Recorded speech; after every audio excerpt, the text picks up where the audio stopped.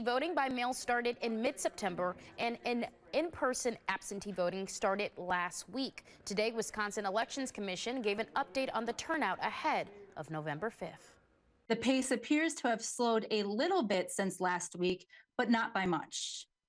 As of this morning, there have been 645,190 mail-in absentee ballots requested.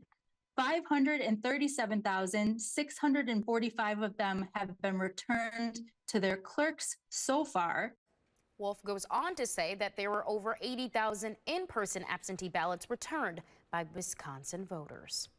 It was a